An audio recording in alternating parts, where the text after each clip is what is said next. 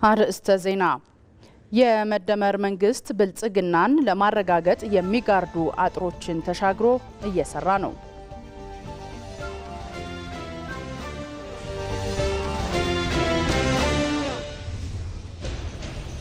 በሰላማዊ መንገድ የፖለቲካ ስልጣንን ለማግኘት መታገል ሀገርን የመውደድ ምልክት ነው ሲሉ የሰላም ሚኒስትር መሐመድ እንድሪስ ተናገሩ።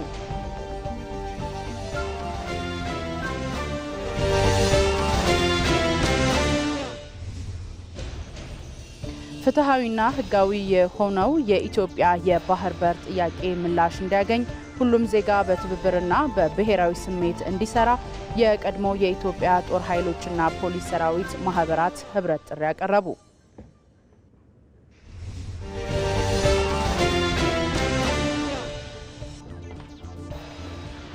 በስፖርት በአፍሪካ ዋንጫ የጥሎ ማለፍ ጨዋታ ሴኔጋልና ማሊ ሩብ ፍጻሜውን ተቀላቅለዋል።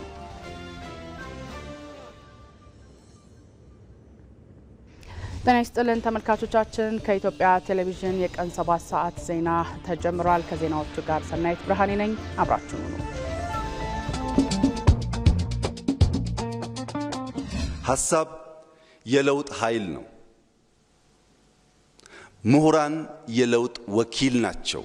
ውክልናቸውን በወጉ የማይወጡ ከሆነ ውክልናውን በወጉ እንደማይወጣ የህዝብ ተመራጭ ማለት ናቸው። ኢንተሌክቹዋል ሊደርስ ከረንሲያቸው ሐሳብ ነው። የሚገበያዩበት ከረንሲ ሐሳብ ነው። ያንን ከረንሲ በደንብ የማያቅ ኢንተሌክቹዋል ሊደር መሪ ነኝ ቢልም ያሻውን ማሳካት አይችልም። ሰው የያዘውን ከረንሲ አውቆ የት ጋር እንደሚገበያይ ማወቅ አለበት፣ ወይም ከረንሲውን ዩኒቨርሳል ማድረግ አለበት። ምሁርነት ሐሳብ አክባሪ፣ ሐሳብ አፍቃሪ መሆን አለበት። መደመር ሲባል ፖለቲካል ብቻ አይደለም። በእያንዳንዱ ሴክተር ያለ ዕውቀት ሐሳብን ማሰናሰል ማለት ነው። እናንተ ሼልፍ ላይ ብዙ ሐሳብ አለ። ከኢንዱስትሪ ካልተደመራችሁ ፈጠራ አይሆንም፣ ቴክኖሎጂ አይሆንም። እናንተ ሼልፍ ላይ ብዙ አይዲያ አለ። ከአርሶ አደር ማሳ ካልተዋሃዳችሁ ቴክኖሎጂ አይሆንም፣ ፕሮዳክቲቪቲን አያፋጥንም፣ አያባዛም። ምሁር ማን ነው?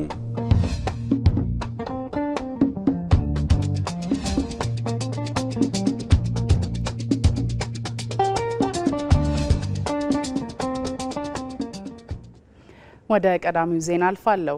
የመደመር መንግስት ለግሉ ዘርፍ የሚያደርገው ድጋፍ የሀገር ውስጥ ባለሀብቶችን በኢንዱስትሪ ፓርኮች ግንባታ እንዲሰማሩ ምቹ ሁኔታን እየፈጠረ ነው።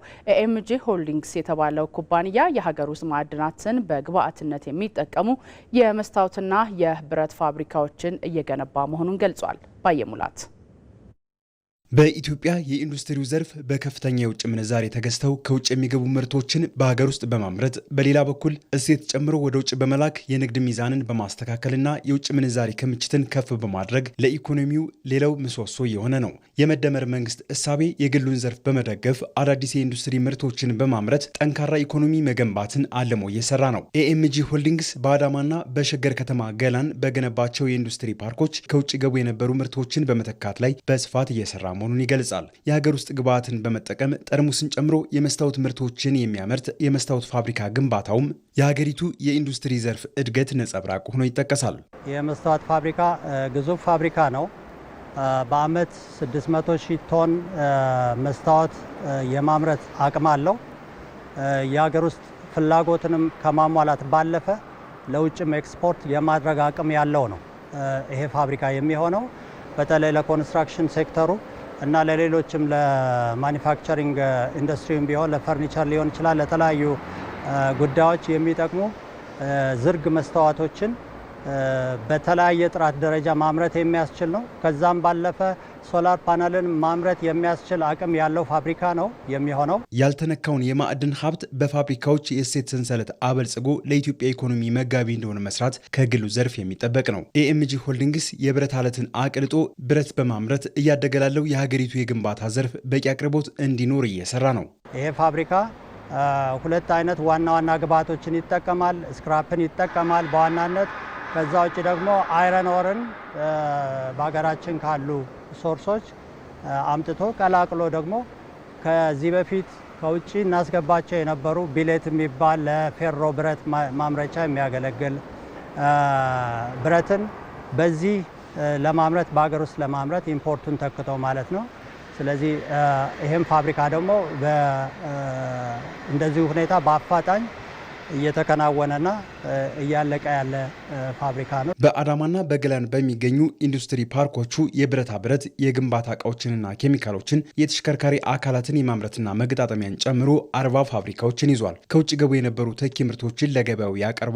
እሴት የተጨመረበትን ቡና ወደ ውጭ በመላክም ከፍተኛ የውጭ ምንዛሪ ያስገባል። በግሉ ዘርፍ የዚህ አይነት ግዙፍ የኢንዱስትሪ ፓርክ መገንባቱ ሀገር የኢንዱስትሪ ኢንቨስትመንትን ለማስፋፋት የምታወጣውን የውጭ ብድር ያስቀረ መሆኑን ጠቅላይ ሚኒስትር አብይ አህመድ ከዚህ ቀደም ኢንዱስትሪ ፓርኩን በጎበኙበት ወቅት ገልጸዋል። የኢትዮጵያ ኢንዱስትሪያል ፓርክ የጀመርንበትና የሰራንበት መንገድ ችግር አለበት። ኢንዱስትሪያል ፓርኮቻችን ወደ $1 ቢሊዮን ገደማ ዕዳ አለባቸው። ሐዋሳ ላይ፣ ኮምቦልቻ ላይ፣ ባህር ዳር ላይ፣ አዳማ ላይ የሰራናቸው ኢንዱስትሪያል ፓርክስ አንዳንዱ 9 አንዳንዱ 10 ምናምን ሼዶች ያሏቸው ግቢዎች ናቸው። ያ$1 ቢሊዮን ዕዳ ለኛ ሸክም ሆኖ ከብዶናል። ለመክፈል መቀየር አለበት። ከውጭ ዕዳ በማምጣት ሳይሆን በሀገር ውስጥ ማምረት ይገባናል ነው። ኤምጂ የሚባለው ኩባንያ በአንድ ዓመት ከምናምን ሰርቶ ያሳየን የኢንዱስትሪያል ኮምፕሌክስ እኛ ከሰራናቸው ፓርኮች ምንም ነገር አያንስም። ለካ በሀገር ልጆች እንደዚህ አይነት ኮምፕሌክስ መስራት ስንችል ነው $1 ቢሊዮን ተበድረን ሀገር ላይ ጣጣ ያመጣ ነው የሚለውን ትምህርት የምንወስድበትም ስራ ነው። የኢትዮጵያ ታምርት ንቅናቄን ጨምሮ የመንግስት ትኩረት ለኢንዱስትሪው ዘርፍ እድገት ድርሻው የጎላ መሆኑን፣ ድጋፉ በዚሁ ከቀጠለ ኢንዱስትሪው የኢኮኖሚው መስፈንጠሪያ እንደሚሆን አቶ ሰለሞን ጌቱ ተናግረዋል።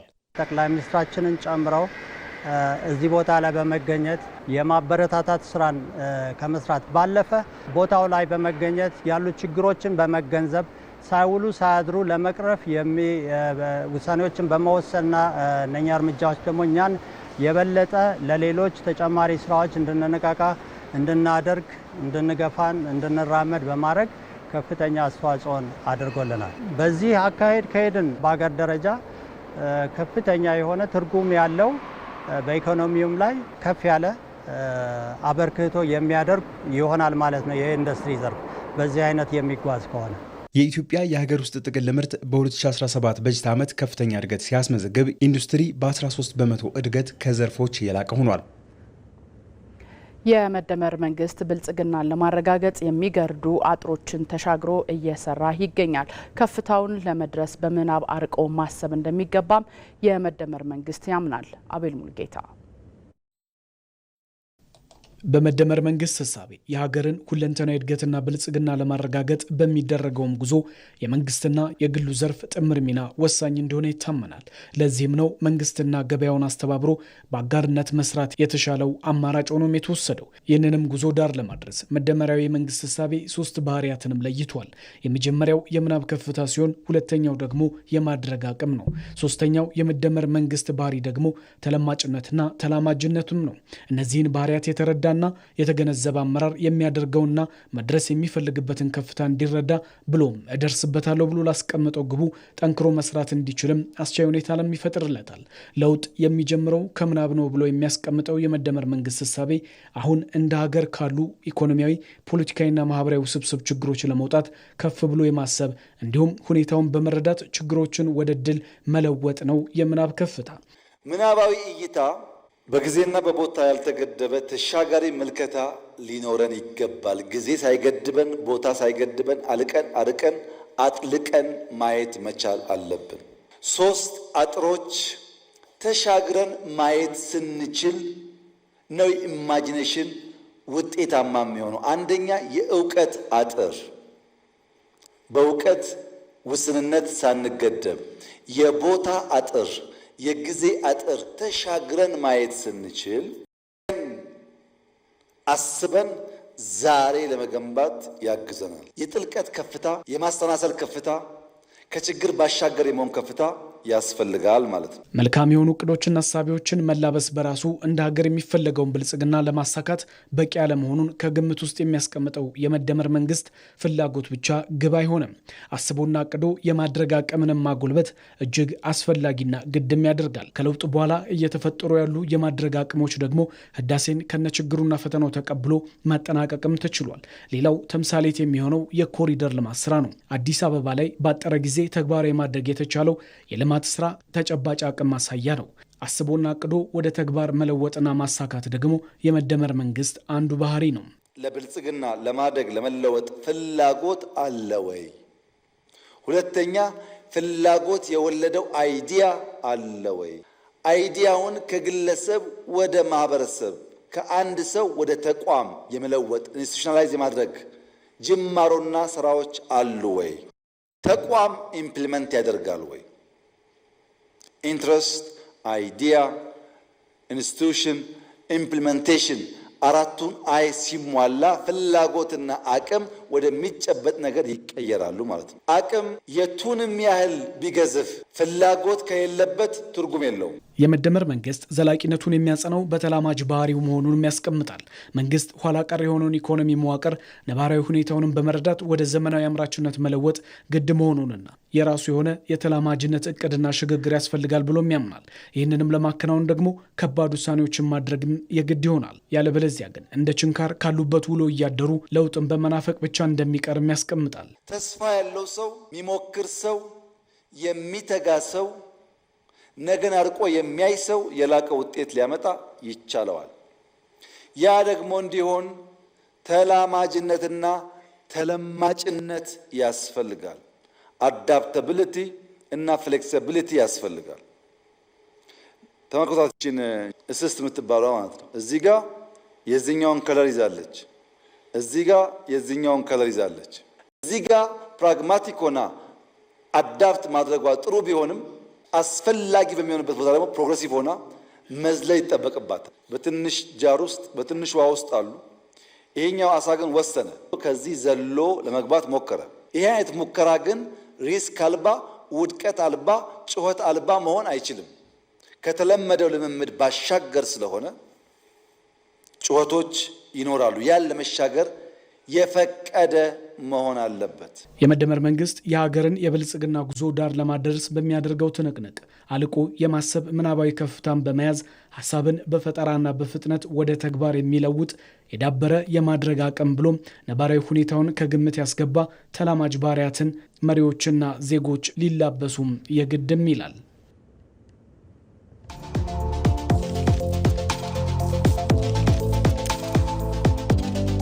ኢትዮጵያችን እንደ ሀገር ስትፈጠር ከዚህ ውሃ ጋር ነበረች። ከውሃው ጋር ነው የኖርነው።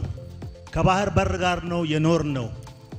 እዚህ መድረክ ላይ አይደለም፣ በዓለም መድረክ እንደ ጀስቲፊኬሽን አቅርበን የምናሸንፍበት ቁልፍ ጉዳይ ስለሆነ ሁሉም ኢትዮጵያዊ ይሄ እውነት እውነታችን ነው፣ ይሄ እውነት ሐቃችን ነው፣ ይሄ እውነት ልንነጠቅ የሚገባ እውነት አይደለም የሚለውን ሁሉም ሰው መያዝ አለበት። ከባህር የተነጠልነው በታሪካዊ ጠላቶቻችን ሴራና ደባ ምክንያት እንደሆነ በደንብ መረዳት አለብን። የባህር በራችን ጉዳይ የህልውና ጉዳይ ነው ስንል እውነት ነው። ህልውና ነው ሲባል ብሔራዊ አጀንዳ ነው፣ ሰርቫይቫል ነው ስንል ቤታችን ነው የሚገባው። የአርሶ አደሩ ቤት ይገባል፣ የነጋዴው ቤት ይገባል፣ የወጣቱ ቤት ይገባል፣ የተማሪ ቤት ይገባል። ጨከን ብለን ሰብሰብ ብለን ብሔራዊ አጀንዳ ነው ብለን እንሻገረዋለን ብለን እናገኘዋለን ብለን ነገ ቀን ይወጣልናል ብለን ይለወጣል ይሄ ጉዳይ ብለን በተለይ ዓለም ከኛ ጋር ቆሟል የሚለውን ሰንቀን ይሄን ነገር እጃችን ላይ ማስገባት አለብን።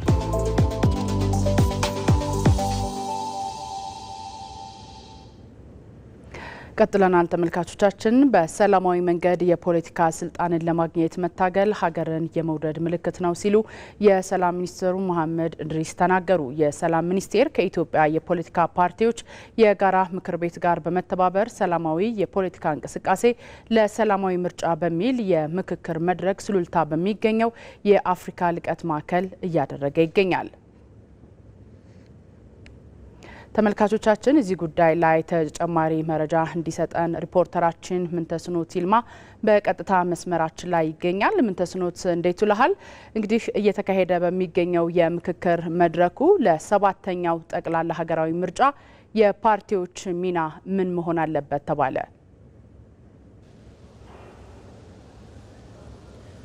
አመሰግናለሁ ሰናይት። 64 ክልላዊና ሀገራዊ ተፎካካሪ የፖለቲካ ፓርቲዎችን በአባልነት ያቀፈው የኢትዮጵያ የፖለቲካ ፓርቲዎች የጋራ ምክር ቤት ጉባኤ ከሰላም ሚኒስቴር ጋር በመተባበር ዛሬ እዚህ በሱሉልታ የምክክር መድረኩን እያካሄደ ነው የሚገኘው። በዚህ የምክክር መድረክ ላይ የተገኙት የሰላም ሚኒስትር መሐመድ እንድሪስ እንደገለጹት እንግዲህ የፖለቲካ ፓርቲዎቹ ሰባተኛ ሀገራዊ ጠቅላላ ምርጫ በስኬት እንዲጠናቀቅ በሰላማዊ መንገድ መንቀሳቀስ ይኖርባቸዋል ብለዋል። ሚኒስትሩ አክለውም እንግዲህ ፓርቲዎቹ ቀደም ሲል ከዚህ በፊት ማለት ነው በቢሾፍቱ የፈረሙትን የሰላም ሰነድ እንደዚሁ ተግባራዊ በማድረግ መንቀሳቀስ ይኖርባቸዋል ብለዋል። የሰላም ሚኒስቴርም በበኩሉ እንግዲህ ሰላማዊ የሆነ የፖለቲካ እንቅስቃሴን በመደገፍ ረገድ እንደዚሁ ከኢትዮጵያ የፖለቲካ ፓርቲዎች የጋራ ምክር ቤት ጉባኤ ጋር በትብብር እንደሚሰራ ተናግረዋል። የኢትዮጵያ የፖለቲካ ፓርቲዎች የጋራ ምክር ቤት ጉባኤ ሰብሳቢ ሰለሞን አየለ በበኩላቸው ፓርቲዎች ተለዋዋጭ የሆነውን ሀገራዊ፣ አህጉራዊ እንዲሁም ዓለም አቀፋዊ ነባራዊ ሁኔታን ከግምት ውስጥ ባስገባ መልኩ መንቀሳቀስ ይኖርባቸዋል ብለዋል። የተፈጠረውን የፖለቲካ ምህዳርንም እንደዚሁ ሰላማዊ በሆነ መንገድ መጠቀም ይኖርባቸዋል ብለዋል። እንግዲህ በመድረኩ ጥናታዊ ጽሑፍ ቀርቦ ፓርቲዎች ውይይት እያካሄዱ ይገኛሉ። በዚህ ሰዓት እንግዲህ በቀረበው ሰነድ ላይ ፓርቲዎች እና በአጠቃላይ በሀገራዊ ምርጫና በፓርቲዎች የስራ እንቅስቃሴ ዙሪያ ውይይት እያደረጉ ይገኛሉ። ለጊዜ ያለኝ መረጃ ይህን ይመስላል። ምንተስኖት ለመረጃ እጅግ አድርጌ አመሰግናለሁ። መልካም ቀን ይሁንልህ። የሀላባ ብሔረሰብ ዘመን መለወጫ መንጋሳ ሴራ በዓል የሕዝቦች አብሮነት መጠናከሪያ እየሆነ መምጣቱን በማዕከላዊ ኢትዮጵያ ክልል በምክትል ርዕሰ መስተዳድር ማዕረግ የመሰረተ ልማት ክላስተር አስተባባሪና የክልሉ ትራንስፖርትና መሰረተ ልማት ቢሮ ኃላፊ ዶክተር መሐመድ ኑርዬ ተናገሩ። የሀላባ ብሔረሰብ ዘመን መለወጫ መንጋሳ ሴራ በዓል በሆሳና ከተማ እየተከበረ ነው። በዓሉ ሴራ በዓላችን በህብር የመቻል አቅም ማሳያችን በሚል መሪ ቃል የተከበረ ሲሆን የማዕከላዊ ኢትዮጵያ ክልልና የተለያዩ ዞን አመራሮች እንዲሁም የብሔረሰቡ ተወላጆች ተገኝተዋል። በዚህ ጉዳይ ላይ ተጨማሪ መረጃ ሊሰጠን ሪፖርተራችን አስረሳ ወጌሼ ከሆሳዕና በቀጥታ መስመራችን ላይ ይገኛል። አስረሳው እንዴት ውለሃል? የበዓሉ አከባበር ምን ይመስላል? በዓሉ ላይ የተሳተፉ መልእክቶችስ የተላለፉ መልእክቶችስ ምን ናቸው የሚሉትን ለተመልካቾች አደርሰለን።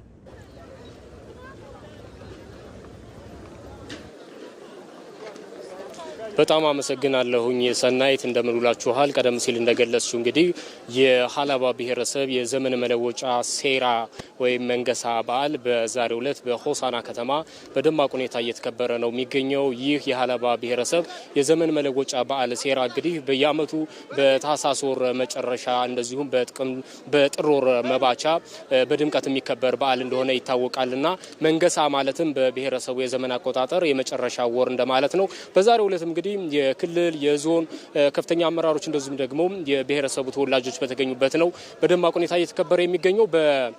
በዓሉ ላይ የተገኙት በማዕከላዊ ኢትዮጵያ ክልል በምክትል ርዕሰ መስተዳደር ማዕረግ የመሰረተ ልማት ክላስተር አስተባባሪና የክልሉ ትራንስፖርትና መንገድ ልማት ቢሮ ኃላፊ ዶክተር መሐመድ ኑርዬ በተለይ ደግሞ የሀላባ ሴራ በዓል የብሔረሰቡ ተወላጆች ሀላባዎች ለዘመናት ሲያከብሩትና ሲጠብቁት የቆዩት በዓል መሆኑን አንስተዋል። ይህ በዓል ከዘመን መለወጫነቱ ባለፈ ሀላባዎች ህብረታቸውና አንድነታቸውን የሚያጠናክሩበት በዓል መሆኑን አንስተዋል። በተለይ ደግሞ ሀላባዎች ሚሻላ የሚል የትብብርና የመደጋገፍ ባህል እንዳላቸው ይታወቃል። ባለፉት ጊዜያትም ይህንን ባህላቸውን በመጠቀም እንደ ሆስፒታል፣ መንገድ የመሳሰሉ መሰረተ ልማቶችን በህዝብ ተሳትፎና በራስ አቅም መስራት የቻለ ማህበረሰብ መሆኑን አንስተዋል። አሁን ላይ ደግሞ ዓለም አቀፍ ስቴዲየምንም እንደዚሁ በራስ አቅም እየገነባ ይገኛልና ይህ የሴራ በዓል ከዘመን መለወጫነቱ ባለፈ በተለይ ደግሞ የማህበረሰቡን አንድነትና ትብብር ለልማት ያለውን ተሳትፎ የሚያጠናክርበት በዓል መሆኑን አንስተዋል። ከዛ ባለፈ በበዓሉ ላይ የተገኙት የሀዲያ ዞን ዋና አስተዳዳሪ አቶ ማቴዎስ አንዮ ናቸው። በተለይ ደግሞ የመደመር መንግስትም የህዝቦችን አብሮነት የህዝቦችን ህብረ ብሔራዊነት ማጠናከር ላይ በትኩረት ይሰራልና እንዲህ አይነት በዓላት ደግሞ ህዝቦች አብሮነታቸውን ትብብራቸውን የሚያጠናክሩበትን እድል የሚፈጥር መሆኑን አንስተዋል። ሀላባዎች የበርበሬ ምርትን ጨምሮ በተለያዩ የልማት ስራዎች በስፋት የሚታወቁ እንደሆኑ ይታወቃልና ይሄ ደግሞ ከሀዲያ ጋር የሚዋሰኗቸው የሚጋሯቸው በጣም በርካታ ሀብቶች መኖራቸውንና ይሄ በዓል ደግሞ እዚህ ሆሳና ከተማ ላይ መከበሩ እንደዚሁ የሁለቱን ህዝቦች አብሮነት እንደዚሁም በክልሉ ያሉ ህዝቦችን አብሮነት በማጠናከር ረገድም ትልቅ አስተዋጽኦ እንደሚኖረው አንስተዋል።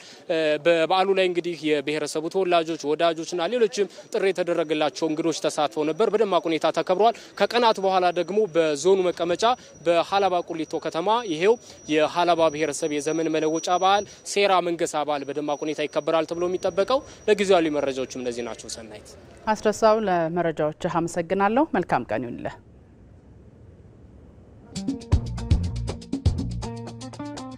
ሐሳብ የለውጥ ኃይል ነው። ምሁራን የለውጥ ወኪል ናቸው። ውክልናቸውን በወጉ የማይወጡ ከሆነ ውክልናውን በወጉ እንደማይወጣ የህዝብ ተመራጭ ማለት ናቸው። ኢንተሌክቹዋል ሊደርስ ከረንሲያቸው ሐሳብ ነው።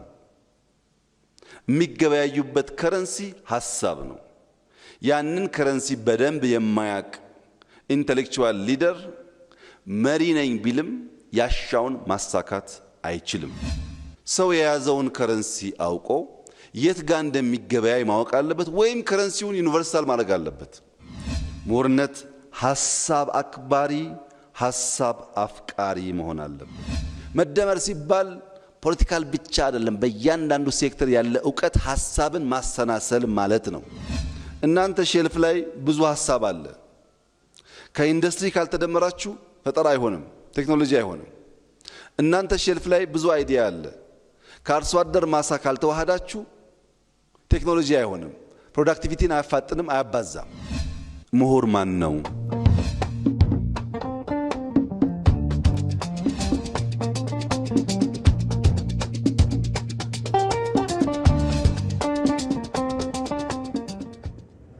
ፍትሐዊና ህጋዊ የሆነው የኢትዮጵያ የባህር በር ጥያቄ ምላሽ እንዲያገኝ ሁሉም ዜጋ በትብብርና በብሔራዊ ስሜት እንዲሰራ የቀድሞ የኢትዮጵያ ጦር ኃይሎችና ፖሊስ ሰራዊት ማህበር ህብረት ጥሪ ያቀረበ። ህብረቱ የባህር በራችን ለኢትዮጵያችን በሚል መሪ ሀሳብ የፓናል ውይይት አካሂዷል። በውይይቱ ላይ የባህር በር አስፈላጊነትና ጥያቄው እውን ቢሆን በሚኖረው ዘርፈ ብዙ ጠቀሜታ ዙሪያ ምክክር ተደርጓል። ኢትዮጵያዊ ባለበት ሁሉ እየተንሸራሸረ ያለው የባህር በር ጥያቄ እውን እስኪሆን አጀንዳው ተጠናክሮ ሊቀጥል ይገባል ብለዋል የውይይቱ ተሳታፊዎች። ጥያቄው ከ30 ዓመታት በላይ የተሻገረ መሆኑን ያነሱት ተወያዮቹ ይህ ትውልድ ሀገራዊ ኃላፊነቱን ሊወጣ ይገባልም ብለዋል። በውይይቱ ላይ የኢትዮጵያ ጀግኖች አርበኞች ማህበር ፕሬዝዳንትና የቀድሞ የመከላከያና የፖሊስ ሰራዊት አመራሮችና አባላት ተሳትፈዋል። ዘገባው የሪፖርተራችን ሰይፉ ገብረ ጻዲቅ ነው። በሶማሌ ክልል በዘንድሮ ዓመት ከ3 ሚሊዮን በላይ ለሚሆኑ ዜጎች የፋይዳ መታወቂያ ባለቤት ለማድረግ እየተሰራ መሆኑ ተገለጸ። ሁለተኛው ዙር የ5 ኪሎ ሜትር ፋይዳ ለኢትዮጵያ ሩጫ በጅግጅጋ ከተማ ተካሂዷል። ሩጫውን የሶማሌ ክልል ምክትል ርዕሰ መስተዳደር ኢብራሂም ኡስማን፣ የብሔራዊ መታወቂያ ፕሮግራም ዋና አስተባባሪ የዳሄ አርአያ ስላሴ፣ ኮማንደር ደራርቱ ቱሉ አስጀምረውታል። አትሌቶችና በሺዎች የሚቆጠሩ የአካባቢው ነዋሪዎች በተሳተፉበት የሩጫ ውድድር ላይ ንግግር ያደረጉት የሶማሌ ክልል ምክትል ርዕሰ መስተዳደር ኢብራሂም ኡስማን በክልሉ በሁሉም ዞኖችና ከተማ አስተዳደሮች የፋይዳ መታወቂያ በስፋት እየተሰጠ ይገኛልም ብለዋል። ዘንድሮ ለ3 ሚሊዮን ዜጎች የፋይዳ መታወቂያ ለመስጠት ታቅዶ እስካሁን ከ700 ሺህ በላይ ለሚሆኑ ዜጎች አገልግሎቱን መስጠት መቻሉንም አንስተዋል። በቀጣይም ሁሉም ዜጋ የፋይዳ መታወቂያ አገልግሎት እንዲያገኝ በትኩረት እንደሚሰራም ነው የተናገሩት። የብሔራዊ መታወቂያ ፕሮግራም ዋና አስተባባሪ ዮዳሄ አርአያ ስላሴ ፋይዳ ለኢትዮጵያ ሩጫ የብሔራዊ መታወቂያ ፋይዳን እሴትን ለማስተዋወቅ የሚያግዝ መሆኑንም ተናግረዋል። ዘገባው የሪፖርተራችን ቴዎድሮስ ታደሰ ነው። በጅማ ከተማ የገናን በዓል ምክንያት በማድረግ በቂ የፍጆታ እቃ መቅረቡን ሸማቾች ገለጹ። የከተማው ንግድ ጽሕፈት ቤት የሸማቾችን ፍላጎት ለማርካት በከተማዋ የተለያዩ አካባቢዎች 6 የሰንበት ገበያ በማዘጋጀት ሸማቾች በቅርበት የሚፈልጉትን የፍጆታ እቃ በብዛትና በጥራት እንዲያገኙ አድርጓል። ሸማቾችም የሚፈልጉትን የበዓል ግብይት በቅርበት ማግኘታቸውን ጠቅሰው ከዋጋውም አንጻር መሻሻል መታየቱን ተናግረዋል። በሰንበት ገበያ በቂ አቅርቦት እንዲኖርና የፍጆታ ምርቶች የዋጋ ጭማሪ እንዳይከሰት የከተማዋ ንግድ ጽሕፈት ቤት በቅርበት ክትትል እንደሚያደርግ ያገኘነው መረጃ ያመላክታል። ዘገባው የሪፖርተራችን ሀብታሙ ማሞ ነው። በተመሳሳይ በአሶሳ ከተማ ለመጪው የገና በዓል በቂ የቁም እንስሳት አቅርቦት መታየቱን ሸማቾች ገለጹ። በከተማው በቂ የሆነ የዶሮ፣ የበግ፣ የሰንጋ አቅርቦት መኖሩን የገለጹት ሸማቾች ካለፉት በዓላት ጋር ሲነጻጸር መጠነኛ የዋጋ ጭማሪ መታየቱን ጠቁመዋል። በከተማው ለበዓል ከቀረቡ የእርድ ከብቶች መካከልም በግ ከ15000 እስከ 25000 ሲሸጥ፣ ሰንጋ ከ90000 እስከ 150000 ብር ሲሸጥ ውሏል። የቤንሻንጉል ጉሙዝ ክልል ንግድና ገበያ ልማት ቢሮ እንዲሁም የአሶሳ ከተማ አስተዳደር ንግድ መምሪያ በከተማው ከበዓል ጋር ተያይዞ የቁም እንስሳትና ዘይት፣ ዱቄትና ስኳር የመሳሰሉ የፍጆታ ምርቶች ላይ የአቅርቦት ችግርና የዋጋ ጭማሪ እንዳይኖር በቅንጅት እየሰሩ መሆናቸው ታውቋል። ዘገባው የሪፖርተራችን ጀማል አህመድ ነው። በአማራ ክልል ህዝባዊና ሃይማኖታዊ በዓላትን በድምቀት ለማክበር በቂ ዝግጅት መደረጉን የክልሉ ባህልና ቱሪዝም ስፖርት ቢሮ አስታወቀ። የቢሮው ኃላፊ መልካሙ ጸጋይ ለኢቲቪ በሰጡት መግለጫ ክልሉ የበርካታ ተፈጥሯዊ ሰው ሰራሽ ቅርሶችና የብዝሃ ጠቃሚ የባህል እሴቶች ባለቤት መሆኑን ጠቅሰው በክልሉ ከታህሳስ መጨረሻ ጀምሮ እስከ ጥር መጨረሻ ድረስ በርካታ ህዝባዊና ሃይማኖታዊ በዓላት በድምቀት ለማክበር በቂ ዝግጅት መደረጉን ተናግረዋል። ከታህሳስ መጨረሻ ጀምረን አንደኛው የገና በዓል በላሊበላ በድምቀት የሚከበር በዓል ነው። በርካታ ቱሪስቶች እንዲሁ ከተለያዩ የሀገራችን አካባቢዎች እንዲሁም ከተለያዩ የዓለም ክፍሎች የሚመጡ ትውልደ ኢትዮጵያውያን፣ የውጭ ሀገር ዜጎች በስፋት ተገኝተው የሚያከብሩት በዓል ነው። ይህን ተከትሎ እንግዲህ የጥምቀት በዓል በጎንደር፣ በባህር ዳር እንዲሁም ደግሞ በምንጃር ሸንኮራ አካባቢ ከሌሎቹ በተለየ ሁኔታ ደመቅ ብሎ ይከበራል። የጊዮን ወንዝ መነሻ በሆነው አካባቢ ላይ የጊዮን በዓል በድምቀት ይከበራል። የአገው ፈረሰኞች በዓል እንዲሁ በአዊ ብሔረሰብ አስተዳደር ዞን በእንጅባራ ከተማ በድምቀት ይከበራል። የመርቆሪዎስ በዓል በድምቀት ደቡብ ጎንደር ደብረታቦር ከተማ ላይ በድምቀት የሚከበርበት ሁኔታ አለ። እነዚህና መሰል በዓላት በሁሉም የክልላችን አካባቢዎች በድምቀት ይከበራሉ። እነዚህን በዓላት እንግዲህ በድምቀት ለማክበር በዚህም የቅድመ ዝግጅታችን ስራ ኦልሬዲ አጠናቀናል ማለት ነው። እንደ ሪፖርተራችን ተስፋሁን ደስታ ዘገባ ከጸጥታ አኳያም አሁን ላይ በክልሉ አንጻራዊ ሰላም የሰፈነ መሆኑን የገለጹት ኃላፊው የሀገር ውስጥና የውጭ ቱሪስቶች በክልሉ ተገኝተው ጥሩ ጊዜ እንዲያሳልፉም ጥሪ አቅርበዋል። በተለይም የቱሪዝም መዳረሻዎች አካባቢ ፍጹም ሰላማዊ እንቅስቃሴ ያለባቸው አካባቢዎች ናቸው። ስለዚህ በሀገር ውስጥም በውጭ ሀገርም ያላችሁ ትውልደ ኢትዮጵያውያን እንዲሁም ሌሎች የውጭ ሀገር ዜጎች ኖ በዓላቱን በድምቀት አብረን በጋራ እናክብር። አሁን ባለንበት ሁኔታ ህዝባችን ቱሪስቶቹን ለመቀበል ዝግጅቱን አጠናቆ እየጠበቀ ያለበት ሁኔታ ነው ያለው። የአማራ ክልል ህዝቦች እንግዳ የመቀበል የኖረ ባህላዊ እሴት አላቸው። ይህን እሴታቸውን ጠብቀው እንግዲህ እንግዶችን በእንክብካቤ ለመቀበል በዝግጅት ላይ ነው የምንገኘው። አሁንም እንግዶች በስፋት እየገቡ ነው የሚገኘው። በተለይም ላሊበላ አካባቢ በተለያዩ የትራንስፖርት አማራጮች በርካታ ቱሪስቶች እየመጡ ነው። አሲዳማ አፈርን በማከም የተሻለ ምርት ሊያስገኝ የሚችል የምርምር ውጤቶችን አርሶ አደሩ በስፋት ሊጠቀም እንደሚገባ ተጠቆመ። የወንዶ ገነት ግብርና ምርምር ማዕከል በጌዲዮ ዞን ቡሌ ወረዳ አሲዳማ አፈርን ለማከም የሚውለውን ኖራ ሊተካ በሚችል የአፈር ማዳበሪያ የለማ የገብስ አዝመራን ለአርሶ አደሮች አስተዋውቋል። ሚካኤል ገዙ የወንዶ ገነት ግብርና ምርምር ማዕከል ኦሲፒ ኢትዮጵያ ከተሰኘ ድርጅት ጋር በመተባበር አሲዳማ አፈርን ለማከም የሚውለውን ኖራ ሊተካ የሚችል ኦሲማሳ የተሰኘ የአፈር ማዳበሪያን አስተዋውቋል። በጌዲዮ ዞን ቡሌ ወረዳ በአማራጭነት የተዋወቀው ማዳበሪያን በመጠቀም በ10 ሄክታር መሬት ላይ በለማ የገብስ አዝመራ ላይ የመስክ ምልከታ ተካሂዷል። የቀረበውን የአፈር ማዳበሪያ ተጠቅሞ ያለሙ አርሶ አደሮች ጥሩ ውጤት ማየታቸውን ተናግረዋል። አርሶ አደሩ እየተሰቃየ ነበረ። በዝናብም ሆነ በፀሐይ ይሄንን ኖራ ከ15 ቀናት በላይ ወደ 20 ቀናት ከመሬት እንዲቆይ ይዘራል። ኖራውን ይኸው ጥሩ ምርት ማግኘት እንችለናል። በኢትዮጵያ በአብዛኛው የአሲዳማነት ችግር ባለባቸው አካባቢዎች ጥቅም ላይ የሚውለው ኖራ 1 ሄክታር አሲዳማ መሬትን ለማከም በአማካይ ከ20 እስከ 30 ኩንታል ይፈልጋል። በአማራጭነት የተዋወቀው ኦሲማሳ የአፈር ማዳበሪያ በሄክታር ከ2 እስከ 3 ኩንታል ብቻ መጠቀም እንደሚቻል ተጠቁሟል። የወንዶ ገነት ግብርና ምርምር ማዕከል ዋና ዳይሬክተር ሄኖክ ተስፋዬ ማዕከሉ በአሲዳማ አፈር ማሻሻያ ላይ በርካታ ስራዎችን እያከናወነ እንደሚገኝ አመልክተዋል። የወንዶ ገነት ግብርና ምርምር ማዕከል ከሌላ ተቋማት ጋር በመተባበር በርካታ የምርምር ስራዎችን በአሲዳማ አፈር ማሻሻያ ላይ ሲሰራ ቆይቷል። እንደ ኖራ ያሉ ቴክኖሎጂዎችን ከኦርጋኒክ ፈርቲላይዘር ጋር ያሉ ቴክኖሎጂን በብዛት ሲጠቀም ቆይቷል።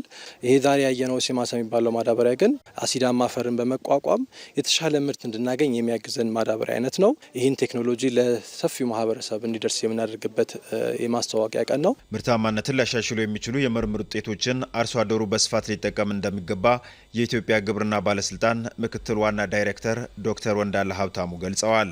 አሲዳማ አፈርን በዚህ ልክ ከተለያዩ ስቴክሆልደርስ ጋር ሆነን መቅረፍ ከተቻለ ወደ 7 ሚሊዮን የሚሆነውን የኢትዮጵያን መሬት ከአሲዳማነት ችግር ስቴፕ ባይ ስቴፕ ችግሩን እየቀረፍን ስንሄድ ምርትና ምርታማነት ይጨምራል። የምግብ ዋስትናን ማረጋገጥ እንችላለን። ለኢንዱስትሪዎቻችን በቂ የሆነ ግብአት ማቅረብ እንችላለን።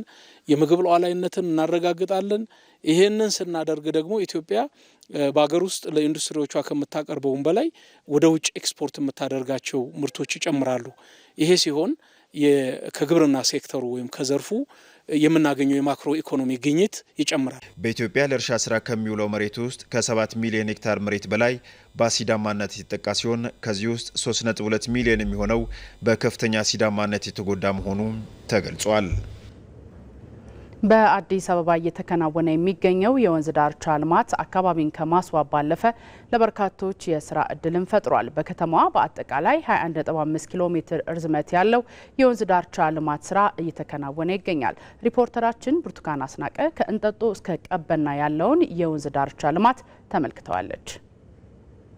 አዲስ አበባ እንደ ስሟ የተዋበች እንድትሆን እየተከናወኑ ካሉ ተግባራት መካከል በተለያዩ ምዕራፎች ተከፋፍሎ እየተተገበረ ያለው የወንዝ ዳርቻ ልማት ተጠቃሽ ነው። ይህ የወንዝ ዳርቻ ልማት በአጠቃላይ 21.5 ኪሎ ሜትር ይሸፍናል። ከዚህ ውስጥ ከእንጦጦ አንስቶ እስከ ቀበና የሚከናወነው የወንዝ ዳርቻ ልማት 10 ኪሎ ሜትር ያህል ርዝመት አለው። ቀደም ሲል ለነዋሪዎቹ ምቹ ያልሆነ በወንዙ ብክለት የተነሳ በርካታ የጤና ችግሮች ሲያጋጥማቸው የነበረ መሆኑንና አሁን በተከናወነው የወንዝ ዳርቻ ልማት ግን አካባቢው ሙሉ ለሙሉ መቀየሩን ያነሱት የአካባቢው ተወላጅ የሆኑት አቶ ተስፋዬ ለገሰ ናቸው። ይሄ ወንዙም ደግሞ ንጹህ አልነበረም። ዝም ብሎ ቆሻሻ ይጣልበታል፣ የተለያየ ነገር ባዕድ ነገሮች ይጣሉበታል እና ያ ነገር ሁሉ አሁን ተቀርፎ ይሄ ወንዙ ራሱ በንጹህ ሁኔታ እንደዚህ ሲሆንና ከእንደገና ደግሞ ከቦታው ከምንጩ መሆኑ በጣም ያስደስታል። ወደታች ለሚሄደውም ሰው መልካም ንጽህናና ጥሩ ነገር ያደርጋል። ልማቱ የአካባቢ ብክለትና መሰል በርካታ ችግሮችን ከመቅረፍ ባሻገር የአዲስ አበባን የከተማነት ደረጃ የሚያሳድግ መሆኑን በአዲስ አበባ ከተማ አስተዳደር የከተማ ውበትና አረንጓዴ ልማት ቢሮ ምክትል ኃላፊ እንዳሻው ከተማ ተናግረዋል። ከተማ 3 ነገር ይዛል። አንዱ ሴፍ ነው፣ ምቹ፣ ሁለተኛ ግሪን አረንጓዴ የሆነ ከተማ፣ ሶስተኛ ኢንክሉሲቭ ነው፣ አካታች። ይሄ ካልሆነ ለጎና አካል ነው የተሰራው ማለት ነው። ከተሞቻችን በዚህ ነው ሴፍ ኢንክሉሲቭ እና ግሪን ከተማ እንመሰረታለን ብለን በሞቷችንም የተነሳንበትን ነባራዊ ሁኔታ ሰው ፓስ ማያረግበት ደን በጣም ጥቅጥቅ ያለ ነበርና እሱን ከፋፍተን የመዝናኛ አካባቢ ያረግንበት ነባራዊ ሁኔታ አለ። ከዛም ባሻገር የነኚህን ቦታዎች ደግሞ በጣም አክቲቬትድ ለማድረግ ፋይዳ እንዲሰጡ ቅድም ስልሽ እንደነበረው ለዜጎችም እድል መፍጠር ነው። በዛ ላይ ደግሞ ቦታውን ደግሞ የሰራሹን ስራ አገልግሎት ሲሰጥ ነው ቀጣይነቱ የሚረጋገጠው። ተደራሽና አካታች የሆነ የወንዝ ዳርቻ ልማት በትግበራ ላይ ያለ እንኳን በወንዞች አካባቢ ለሰፈሩ ነዋሪዎችና ለሌሎችም የስራ እድል ፈጥሯል። ኮንስትራክሽን ዙሪያ ያለው የተለያዩ ሰራተኞች ከዋና ባለሙያ እስከ ቀን ሰራተኛ አካቶ እዛ አካባቢ የስራ እድል ተፈጥሯል። ጥሩ እድል አግኝቻለሁ። ከመስራት ተነስቼ ወደ ማሰራት ወደ ካፖነት እድል አግኝቻለሁ እና እስከዚህ ድረስ በጣም የሳይት ኮሪደር ልማት ከተጀመረ በኋላ ሰዎች ሁሉ በጣም እየተዳበሩ ነው። ከራሳችን አልፈን ለቤተሰቦችን እንዲሁም ለቤታችን ሁሉ እያሰብን ነው። የአፍሪካ መዲና የሆነችው አዲስ አበባ ከመላው ዓለም ለሚመጡ እንግዶቿ የኢትዮጵያን ተፈጥሯዊና ባህላዊ እሴቶች ለማሳየት የወንዝ ዳርቻ ልማት ጉልህ አበርክቶ አለው። ሀገራችን እንግዲህ የቡና ሀገር ናት። በዚህ ልክ አዲስ አበባ ገና አትታወቅም። እስቲ ደግሞ በዚህ ውስጥ እንየው ብለን ደግሞ ኮፊ ዞንም ፈጥረናል። ትልቁና በዋነኛው ነገር ግን ወንዛችንን ወደ ጸጋነት የመቀየር አቅማችንን ያሳየንበትና ወደ ቱሪስቲክ ስፔስ ያደረግንበት ነባራዊ ሁኔታ አለ። ከፍተኛ ወጪ ወጥቶባቸው ለማህበረሰቡ ጠቀሜታ የሚገነቡ መሰረተ ልማቶችን መንከባከብ የሁሉም ኃላፊነት ነው።